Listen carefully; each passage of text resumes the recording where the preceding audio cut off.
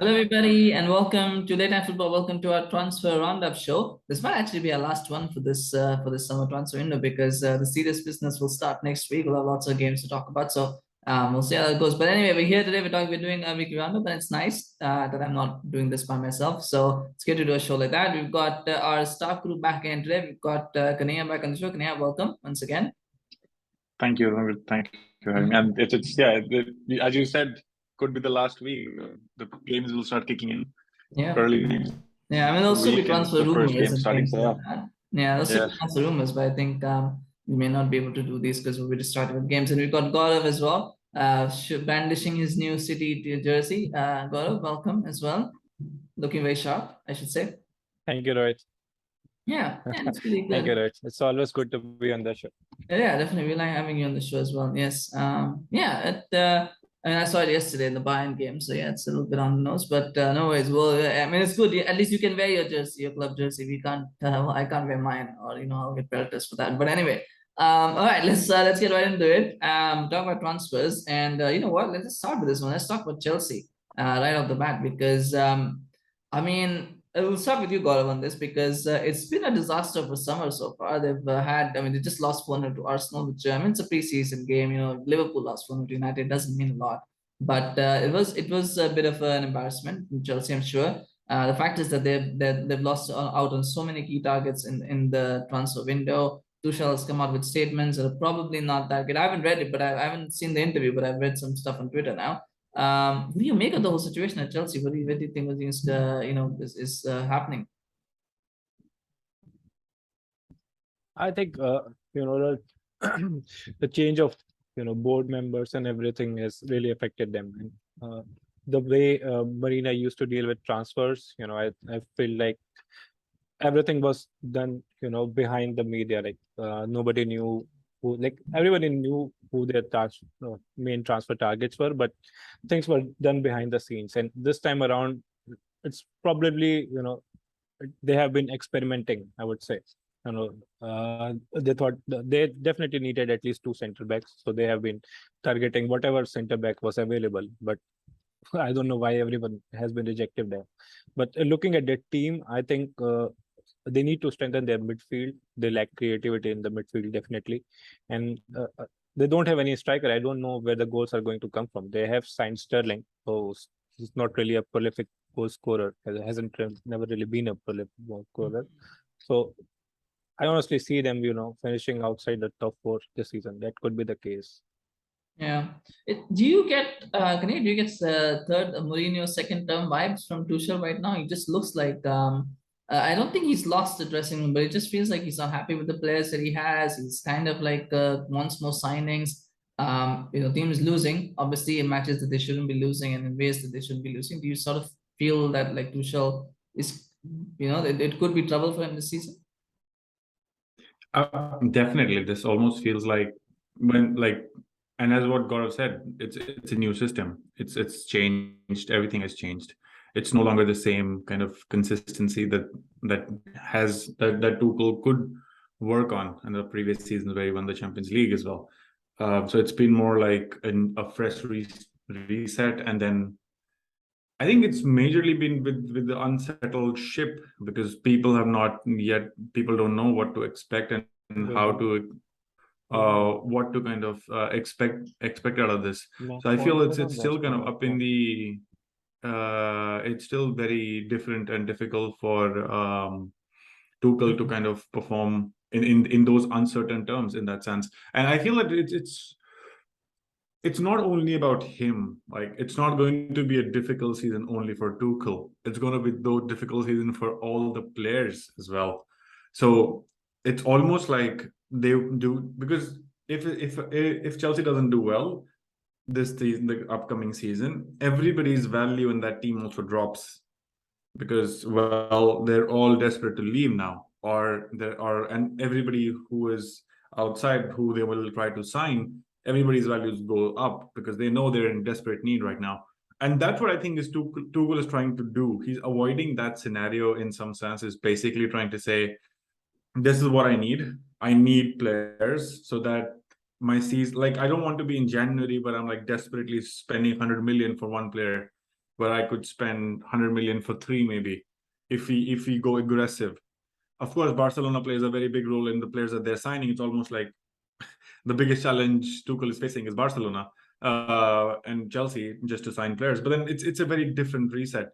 Tuchel needs, and it's like basically going into a year and saying these are the risks that we carry into the year, and if we don't solve them now, we will have a disastrous season. And as Gaurav has also already pointed out, they don't have an out-and-out striker. Where will the goals come from? There are still a lot of players that are up in the air that they might still sign. But then midfielders again, and defense is definitely one of those things. You could see the goals, how Arsenal was like Jesus was chipping. Jesus was chipping. Mendy, right? Yeah, and we've never seen that like in last season. But that's very hard for Mendy to kind of come into that position. But then it is happening. So it's basically it's a preseason. We can't read too much into it as well. But I feel Tuchel is pessimistic and optimistic in some sense, in saying this is what I need, and I need to get more players. Yeah.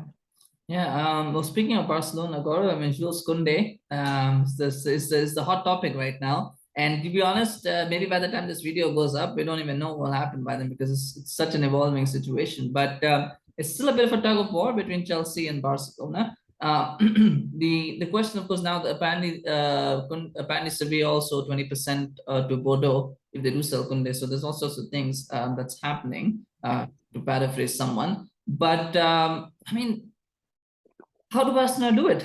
How do Barcelona do it? They're supposed to be €1 billion in debt, and they've made what 200, 300 million euros that they spent this summer already. And apparently they need to get rid of players, but they're not got rid of many players. So how are Barcelona doing it? Do you have any idea? I honestly don't know. All I've been hearing is that there's certain levers that they are Yeah. activating. I don't know what kind of levers they are. Probably some magical levers. Yeah, no. And they have activated a second lever, and they have got like they've sold their stadium rights or something, streaming rights or something for next 25 years or so. Yeah. They've got some funds out of that. But honestly, I have no people complain about City or even PSG, regarding to FFP and everything. But isn't this is something that was originally FFP was formed for to prevent clubs from going into administration. I know Barcelona are not going into that direction. Honestly, they're too big a club to go that way. But still, the kind of players they're signing without selling anyone, and the amount of money they are spending, they've probably spent 60 million, I think, on Lewandowski alone, and a similar range of money on Rafinha, and they still haven't sold De Jong. They probably want to get rid of him, and still haven't sold him. So I honestly don't know where this money is coming from.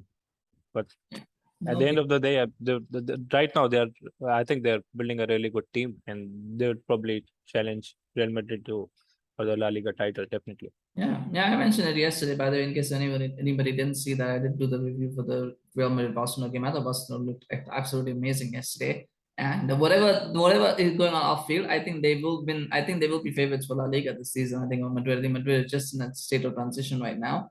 And you know what? They will probably be City's closest challengers in Champions League. I think that is what I think. City should win both tournaments. But we'll come to that. We'll do a season preview next week, so we'll talk about it more. But yeah, Barcelona doing well. I mean, you can see why they need Koundé, though. I mean, in all talks aside of trying to hijack Chelsea and stuff, you can see why they need Koundé, because they do need defensive reinforcements. Because their defense does lack a little bit. I don't think it has all the parts that it's needed just yet.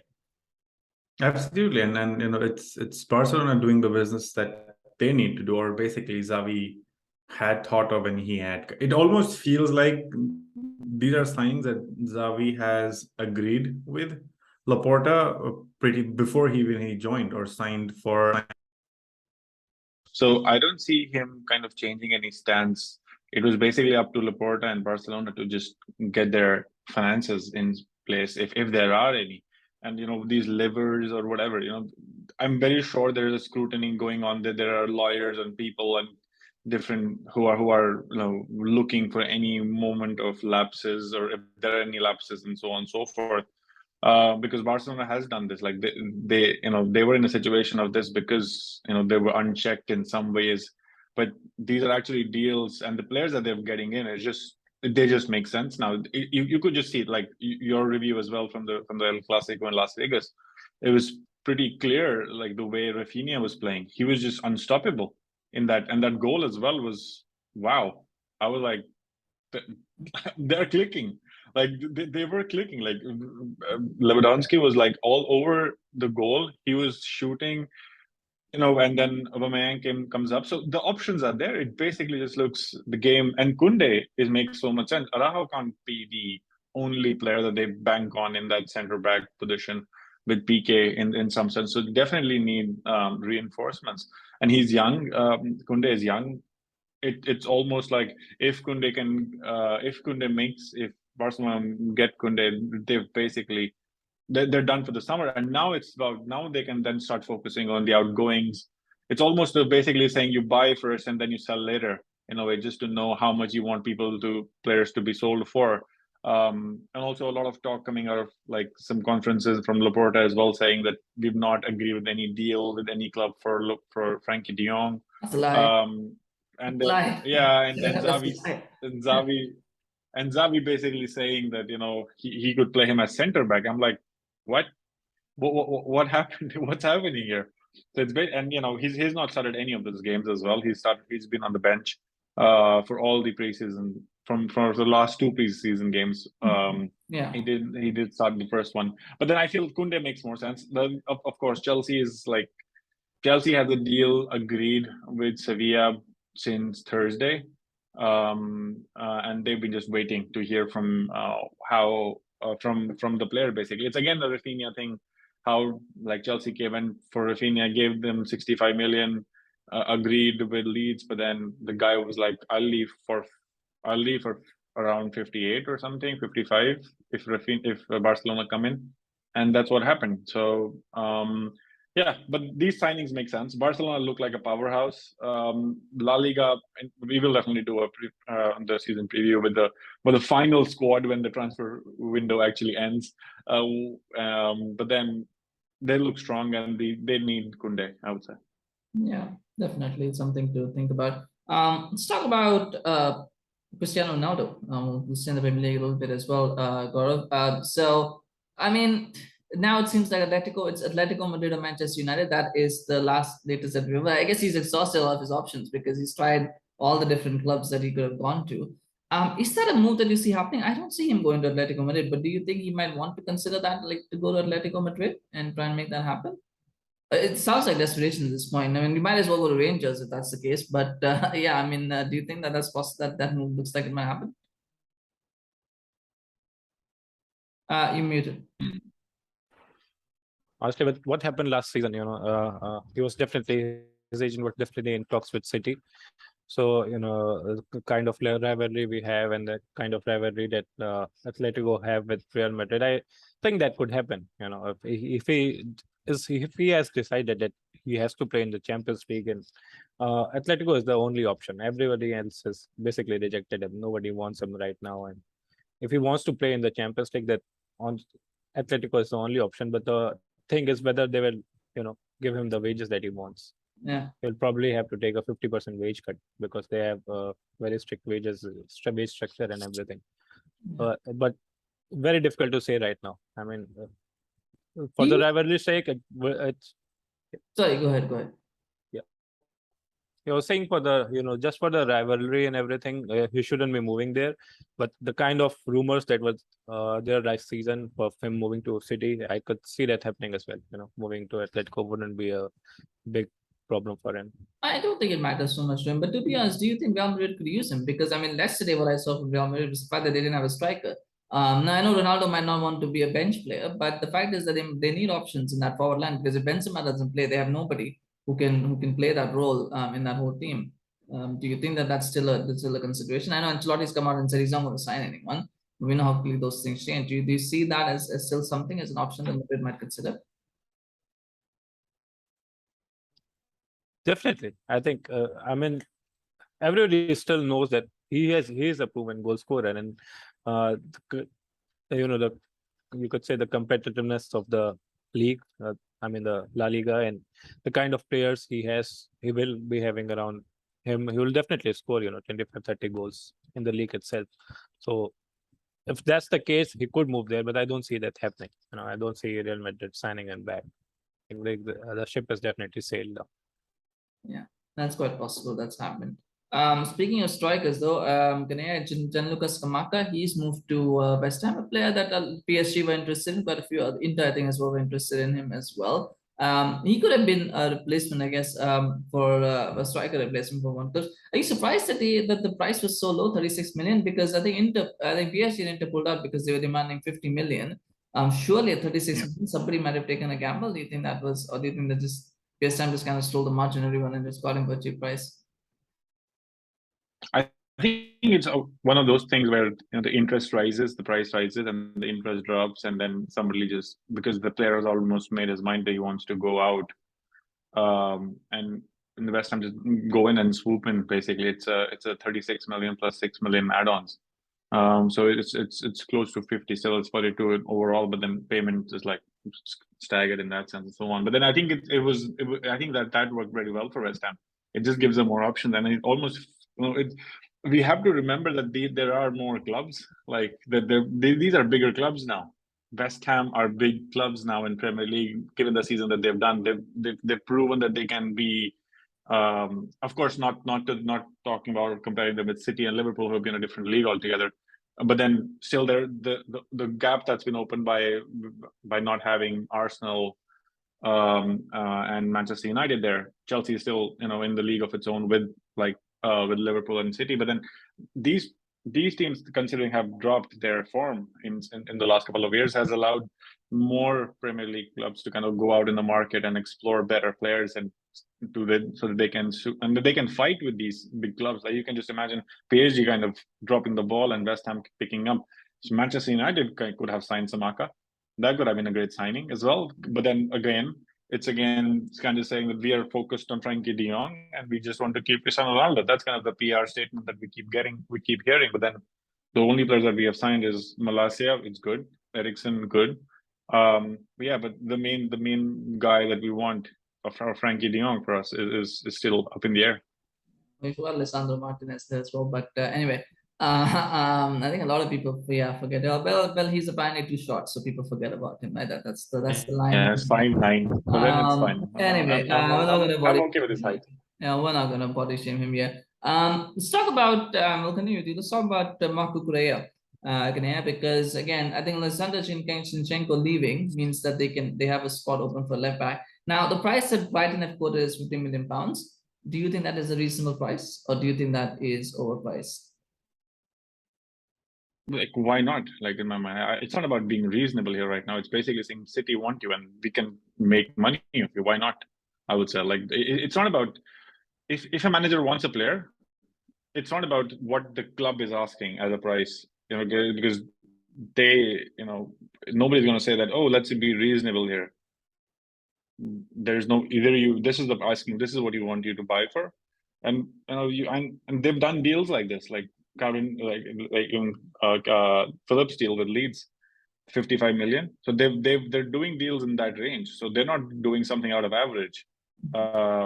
If you want to say Haaland is about 60 million, but then so they're not asking anything which is out of the ordinary. They're kind of just following what the average trend is around. So 50 million, that's the asking price. And I'm very sure that it's the player is highly rated. So, and they need a player now. So it's basically they've sold Zinchenko, given the fact that they will get Cucurella. But then I feel it's mostly like they're looking at something just a net zero, like how much they sold Zinchenko for. They want to get that much. That's how much they want to buy Cucurella for. But then that's not going to happen. Brighton will definitely they've been waiting for him. They've been waiting for City to come back and basically say how much do you want for him, and they've said 50 million. So let the negotiations start. Yeah. Would you pay 50 million for him, Gaurav? Do you think what do you think is idle price? If you were City, if you were City, what would be idle price for Cucurella? I think Shiza should definitely pay. He still has 4 years left on his contract. He was their player of the season, and has I think he's played just 1 year in the league right now. But So, but I still think he's a good player, kind of Pep kind of player. So we should pay for him. And then there's not many, world-class fullbacks available. Yeah, We're kind of in a generation where there's lack of quality, especially in the fullbacks. So yeah. that is definitely we should Especially left look at. backs, because I've seen a lot of right-footed left backs these days, not a lot of left-footed left backs as well. So that means something. And But this what? is something I think Sorry. City has missed a point here. You don't generally see this happening with City when they sell a player and then look for replacement. We generally sign a player and then sell the player that we want to sell. This is something that's strange that we sold Zinchenko and then we're basically given Brighton the upper hand. That they know that we need a left back and they have the upper hand in the negotiations right now. Well, maybe, I mean, I saw Wilson Ebron play yesterday. I thought he looked pretty good on that left side. I know it's preseason, but he looked pretty good. So he's an option as well. He is actually really good. He is very highly rated as well, but he is really injury prone. That is his issue. Like even in the EDS and under 18, he used to play 3-4 games and then get injured, and he used to be out for a couple of months and come back. He's like a new Mendy. Yeah, he's like that. He's a Mendy replacement. Yeah, Well, yeah. That is his issue. Yeah, okay, well, that's good. Well, you know what? I think they can pay the 50 million because I think Kukurea will be a starter if he comes to City. And if City can have a 100 million pound winger and a 55 million pound midfielder on the bench, I don't see why they can't have a 50 million pound fullback starting, can they? So yeah, it's a little bit of a dig there, but yeah, I know. I think I think it will do. I think 50 million pounds. It seems a little bit excessive, but I guess as a market research, I think they might want to pay that. And maybe they already have something agreed, and therefore they've already thought that this is just some paper talk and things, and they know that they still will get done. Anyway, we want to keep an eye on. Sorry, go ahead. Yeah, and I was saying that we sold too many players. I think we have the cash as well. Yeah, there's a lot of youth players. More than 100 million worth of players this season. City never has had problems with cashes, so let's not even go there. No, but definitely this season we shouldn't be even hassling around for 50 billion. Yeah. Well, the money there's a recession after selling players. Yeah, there's apparently a recession coming here. Apparently, but I tell you what, City are not going to be affected by that. City and oil prices have increased, so the money is there now to be spent. So it's all good. Anyway, the last one we're going to talk about, Paulo Dybala. It's gone to Mourinho. It almost gives me vibes of Pogba Fabregas type deal, because he's a very creative player. Mourinho likes his creative players, but then he doesn't actually use them properly, and then generally falls out with them. But do you think he's changed his way? Do you think he sees the value of Paulo Dybala? I don't think he'll be able to use him correctly. I know he's a player who's very enigmatic. He's not really one of those. He's creative, but he's not creative in the sort of Thomas Muller mold, where he'll also do his defensive jobs. He's very as a luxury player. Do you think Mourinho can kind of accommodate him in this team? I think so. I think Mourinho is definitely the guy who can get him back on the track. He has definitely lost the kind of form that he showed over 3 or 4 seasons back. Injury also hasn't definitely helped him. He was, I think, one of the most highly rated players 4 or 5 seasons back, and I was whenever I watched him, I was actually always confused. He never looked like a proper number 10 and never looked like a striker. He was somewhere in between. He's like a second more striker. Of a second striker, false nine, that kind of player. So that is something I think he always had that issues. He was not really creative, like way too creative, or never really a proper forward. So, yeah, Mourinho is definitely the guy. If he finds his form back, that's good. Otherwise, I think curtains for him. Yeah. You know what? Now I'll end this on you, because so I watched a few friendlies yesterday. Milan lost, Inter lost. Juventus a little bit shaky still. Do you think Roma could win the league title this season? Do you think they can make a play for it? Because I don't think they'll have a better chance than this season, because there's a lot of teams that are still sort of in transition. Do you think that there's a possibility? And that's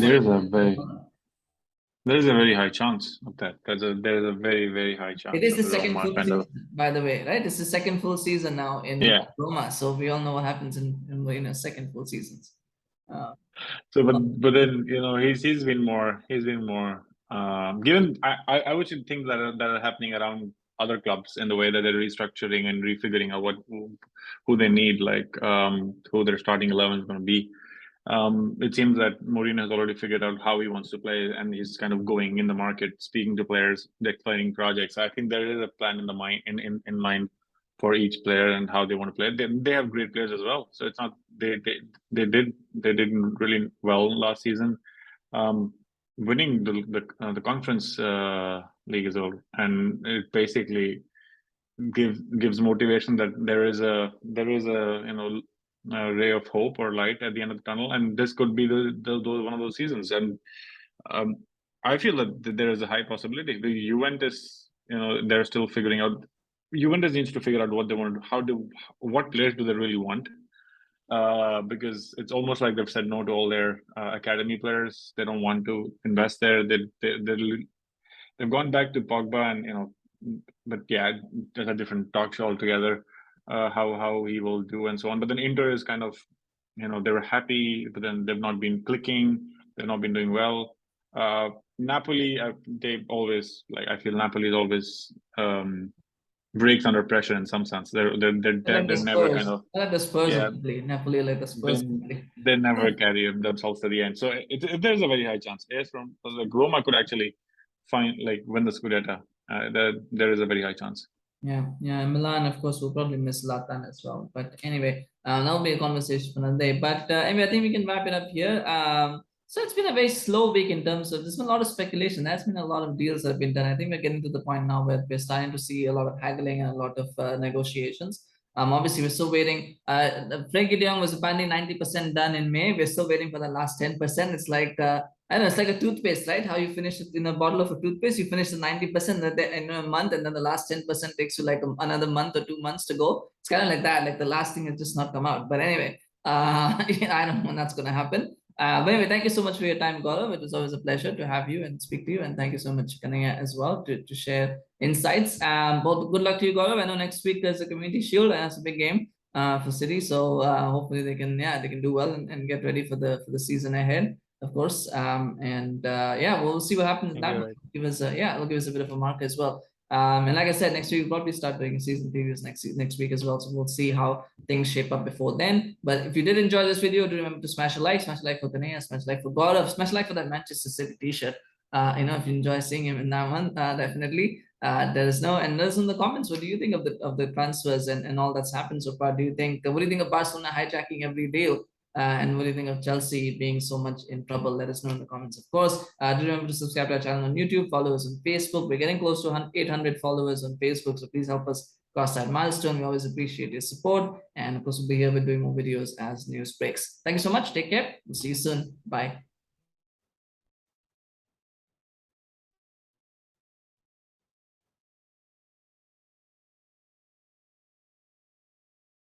Okay, bye-bye. Okay.